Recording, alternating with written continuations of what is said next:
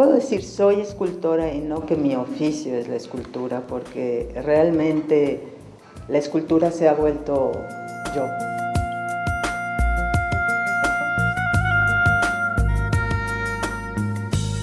Y bueno, todo empezó sin yo saberlo. En la infancia nunca me imaginé que yo iba a ser escultora, ¿no? Porque pues no había tanto acceso al arte en mi casa, ¿no? En la casa familiar. Había, pero no se le daba un énfasis muy especial y menos a los artistas, ¿no? Gracias a Dios en la casa había unas señoras, las nanas, que trabajaban ahí, que pues yo creo que les tengo que agradecer mucho porque me enseñaron a bordar y eso me conmovía mucho y me emocionaba el ir a comprar los hilos de colores y cómo le voy a hacer acá y qué puntada le voy a hacer allá. Y me apliqué enormemente al bordado y me gustaba muchísimo.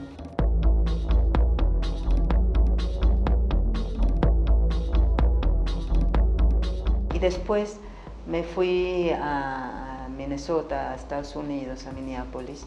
Empecé a buscar en la UAI a ver qué clases había, ¿no? Y curiosamente escogí unas de Ikebana sobre esta filosofía japonesa del arreglo con flores, ¿no? Y le pregunté a la maestra, oiga, pues ¿dónde va a dar otro curso o qué?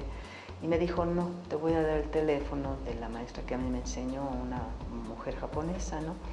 Y bueno, pues hablé con ella y me aceptó como su alumno. Ella sí era, bueno, certificada de muchos años de la escuela Sogetsu de Japón. Y pues yo me fasciné porque no conocía ese modo de pensar como ellos, ¿no? Y se trataba de que con unas ramas o con unas flores o una hoja, era el cielo, la tierra y el humano, ¿no?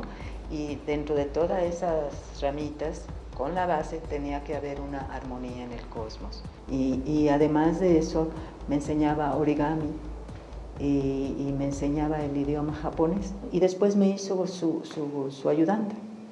En sus presentaciones de Ikebana, pues aunque sea yo le cargaba, le hacía, le deshacía, pero yo aprendía muchas cosas y le estaré siempre. Yo creo que ella me formó sin saber que yo iba a ser artista, ¿no? Entre sus amigas empecé a aprender, una hacía velas, la otra hacía la técnica del batik y pues me gustó mucho porque es una técnica también muy antigua que viene de Indonesia y con unas texturas maravillosas que puedes ir dando con la cera y los tintes y todo eso.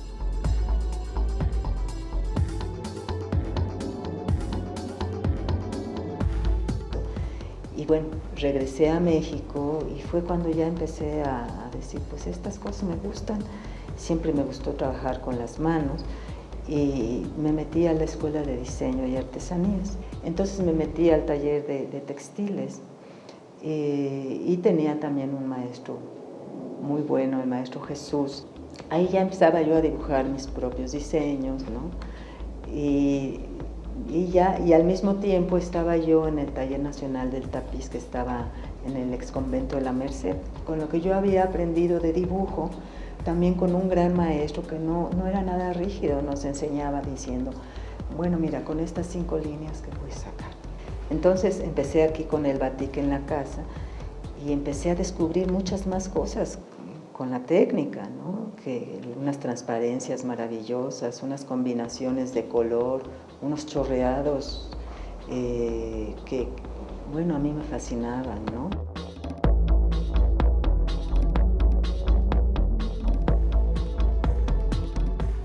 Y hasta que llegó un día que dije, bueno, necesité abrir los espacios, pero abrirlos realmente, hacerle un hoyo, ¿no? Y pues la tela no es rígida. Entonces dije, ¿cómo le haré? Y allá con la maestra japonesa, ella me enseñó también pues el papel de arroz y tenía yo papel de arroz que es tan bonito, tan sutil, ¿no? Dije, pues ¿qué pasa si hago en el papel de arroz con técnica del batik se vuelve más rígido y entonces puedo recortar. Y así pasó. Empecé a experimentar así y lo mismo que hacía yo en la tela con el batik lo hice en el papel de arroz y sí, efectivamente quedó rígido y pude cortar y entonces sentí, ay, que pude respirar así una libertad maravillosa, ¿no?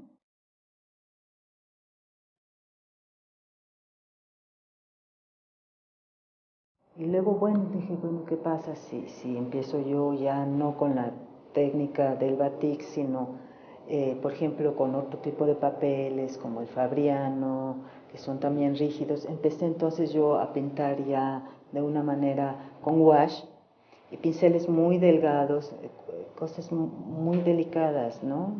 Y me sentí muy cómoda con el wash porque es de agua.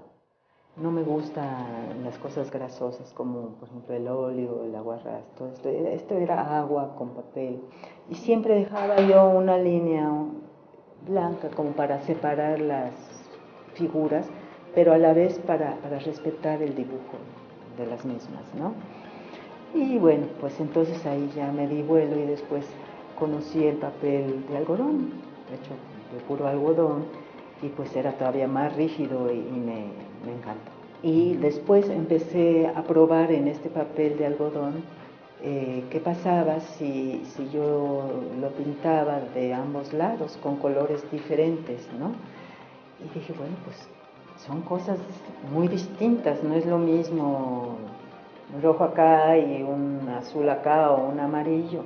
Entonces empecé a hacer objetos que se colgaban del techo o bien tenían una base igual con caja de acrílico que se colgaban para que se pudieran ver de los dos lados. Y después me empezó a dar por el movimiento que giraran y pues eso me emocionaba mucho porque el movimiento junto con el color pintado de ambos lados te daba una sensación de mucho movimiento, ¿no? Llegó un momento en que ya me quise salir de la caja de acrílico, me sentí que me ahogaba. Ya la obra me dijo, pues no, ya no quiero color, no quiero color. Y pues le hice todos los intentos con color y dijo, no, se queda blanco, ¿no?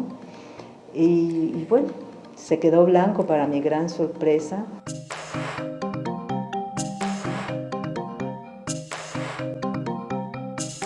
Para mí la naturaleza es algo, pues es la creación misma, es estar en contacto con cosas pues que yo jamás hubiera imaginado y poderlas interpretar, expresarme a través de ellas, me crea una emoción enorme, ¿no?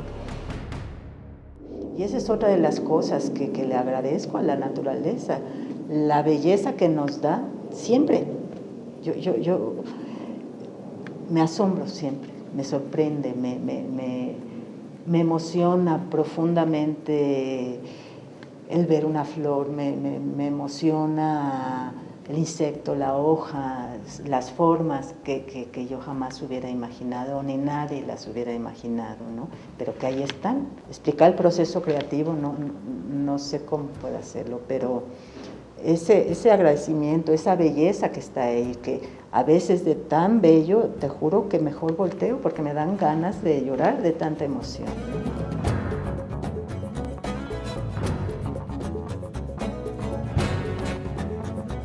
Y después estuve un tiempo, me quise ir al campo, hice ahí primero una residencia y después decidí irme a vivir por un tiempo ahí a la comunidad del Membrillo. Entonces, pues ahí también se me abrieron las antenas muy grandes porque cuando me salí de la caja empecé también a combinar palos, como camino mucho, palos, y aquí en esta colonia hay mucho, vienen a cortar muchos árboles, pues empecé a ver cortezas, plantas, palmas, palos que me interesaban, troncos, y empecé a traer y a volverme pepenadora de plantas y de insectos y de animales que me encontraba por ahí. y empecé a combinar el papel con esas cosas que me había encontrado, ¿no? Pero juntar el papel con esos palos o esas cortezas no fue tan fácil porque los palos, ya traían un lenguaje propio, un color propio, una textura propia. Entonces, ¿cómo yo iba ante esa belleza imponerles el papel? Entonces tengo que ver la manera de cómo combinar esas dos cosas. Y bueno, a veces sí se podía y a veces no se podía, ¿no? Entonces dejo reposar las dos cosas, agarro otra. Bueno, ahora en esta exposición próxima que voy a tener, pues hay insectos en metal, hay cosas, toda una combinación, ¿no? Con los palos, por ejemplo, uno de los palos que me encontré, vi que pues tenía así como huecos, como cosas raras. Entonces empecé a quitar. Y para mi asombro, pues está toda como bordada del camino de los insectos. Salieron también los insectos que eran difíciles de matar. Entonces cuando ya se mueren, entonces sí los agarro y los voy con una lupa, porque a veces están muy chiquitos, una hormiga, una avispa, voy viendo cómo son las formas y las voy dibujando y los guardo en mi cajón para cuando se ofrezca otra vez.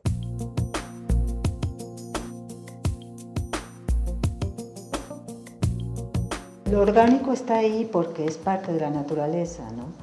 Entonces, esas curvas, esos cortes, esos dobleces, son parte de lo que yo veo en la naturaleza y parte de lo que yo puedo darle el movimiento a esas formas, ¿no?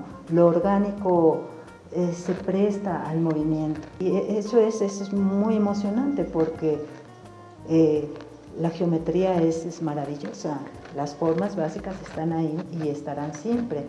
Si tú ves, no sé, un plátano o una manzana o una papaya, ves que la papaya a la hora de colgar tiene un pentágono ahí de donde cuelga, o hay un triángulo, no sé, en la forma cuando se separan los plátanos, o cuando abres un melón y ves esa maravilla, ¿no? Esos medios círculos y las semillas que son rombos, y te quedas viendo todo eso, o igual cuando abres una papaya y dices, pero ¿qué es esto? ¿No? Además de los colores, las cavidades, las semillitas circulares y todo, pues yo sí cada vez que lo hago me asombra mucho y ahí estoy contemplando las cosas, ¿no? Entonces, ahí está en todo lo que nos rodea, eso es orgánico, esa naturaleza.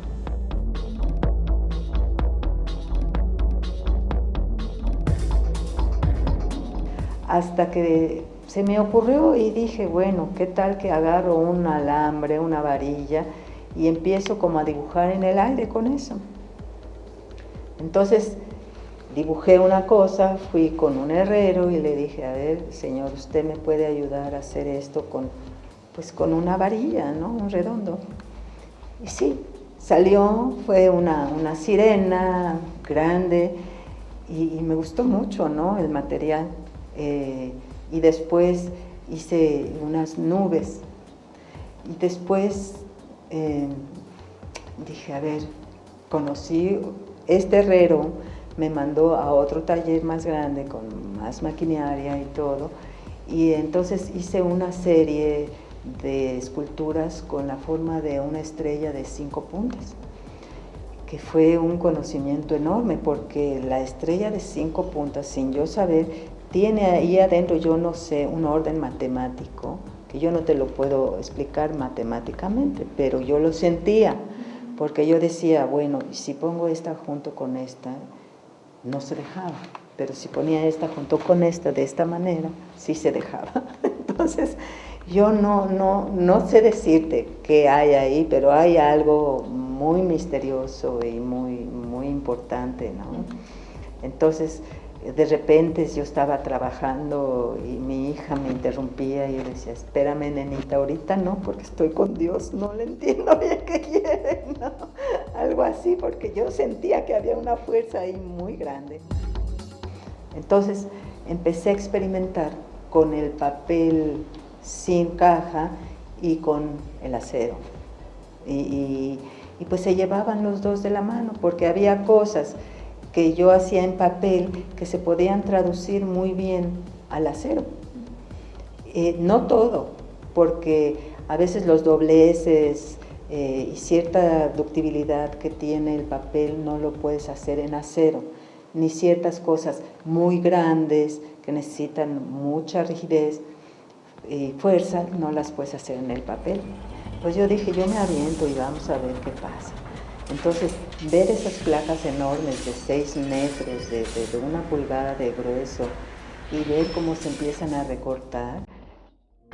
Y pues al principio no fue tan fácil porque pues ellos están acostumbrados a lo suyo, no les gusta que tú estés encima de ellos viendo cómo trabajan o diciéndoles, no, mire, ahora para acá y hay que moverle para acá y cómo va.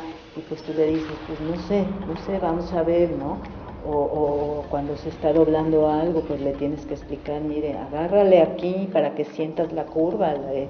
Pero son gente muy sensible, entonces pues sí entendía, ¿no? Yo le agarraba la mano y agárrale. Me gusta que sea tal cual el elemento, cuando se corta, igual que el metal.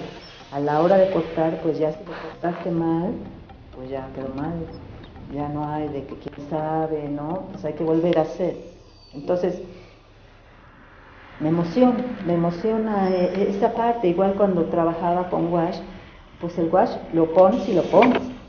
No hay de que si le agregas tantito arriba, no, ya no, porque se marcó feo. Entonces, esa cosa drástica, esa cosa de que pues así es y así es, no hay más. No tengo tal vez la paciencia o la inquietud de poner y esperar y darle las texturas y agrégale tantito de esto y agrégale tantito del otro, no. Me gusta como que las cosas tal como son.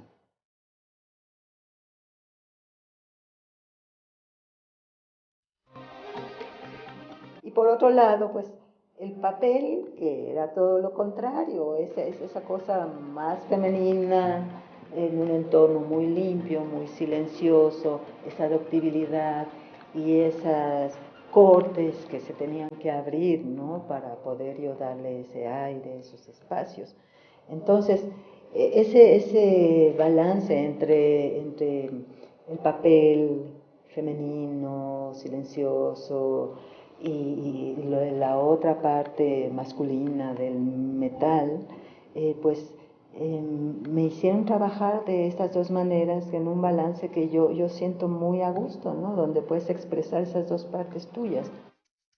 Funciono muy bien en los extremos, que en este caso, pues es para bien, creo yo, no siempre, ¿no? En la vida real, pues he tenido que aprender que de repente tengo que ir un poquito al medio, aunque me cueste mucho trabajo, pero sí soy extremosa, entonces en el arte como tengo libertad de hacerlo, pues no pasa nada, igual esa parte como obsesiva de repetir las formas 3 veces, 5 veces, 10 veces, ¿no? Entonces me puedo ir de un extremo a otro con facilidad, con lo suave, con lo duro, con lo frágil, lo no frágil, el ruido, el silencio, porque siento que no he agotado la forma en su totalidad. Entonces a la hora de repetir, dibujarla una y otra vez y recortarla una y otra vez, nunca es lo mismo. Entonces eso me emociona, que a pesar de que tú crees que es lo mismo, no es lo mismo, porque a lo mejor la línea se te fue tantito para allá o el corte se te fue para allá y eso me emociona. A veces puedo repetir y repetir, yo sola me tengo que decir, ya José, ya párale, ¿no? Porque ya acabó.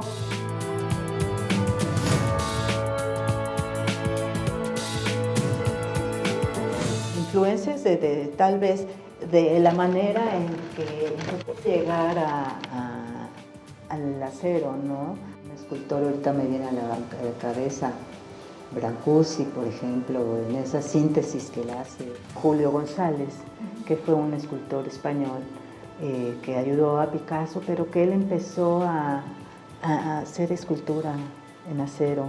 También hay otro, un inglés que se llama Joseph caro, que aprendí a través de él, de esto del metal. Y pues yo creo que influencias hemos de tener de muchas personas sin que te des cuenta, ¿no? Y creo que la primera influencia que puedes tener es los orígenes de que el hombre empezó a plasmar en las cuevas esos maravillosos dibujos, porque para mí también el dibujo es algo, es esa poesía de lo que hablábamos, es la poesía de las formas, el dibujo, porque cuando estás dibujando, por ejemplo, una flor, una hoja, entonces te enfrentas a formas que dices, ah, caray, pues ¿cómo está esto, no? ¿Cómo puedo entender cómo está unido esto con esto? ¿Cómo puedo entender los espacios que están ahí? Entonces tu percepción se abre a lo que más puedes para poder entender esa maravilla que estás contemplando, ¿no? Y a mí me emociona mucho, pero es como irte a la síntesis de esa forma y poderla entender, ¿no? Y esa síntesis, vuelvo a esta cosa de la poesía nos dice mucho en pocas palabras. Entonces, pues yo trato que eso mismo de decir mucho en pocas formas.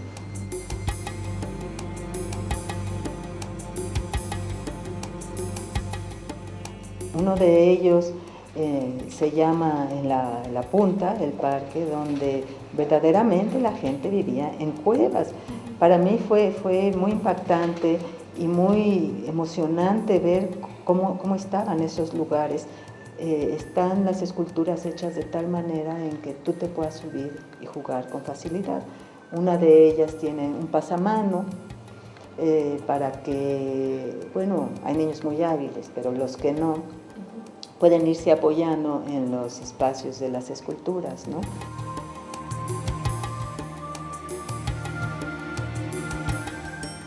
Por ejemplo, en las urbanas, según el entorno que las rodea, las que son amarillas están rodeadas de muchos árboles, en fin.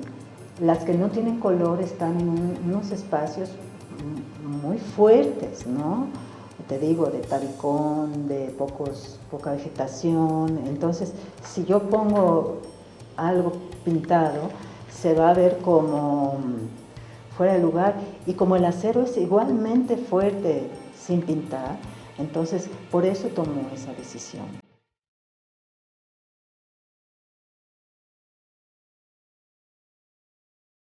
Me ha pasado en exposiciones que yo veo que gente a veces entra como diciendo, ay, qué raro, ¿no?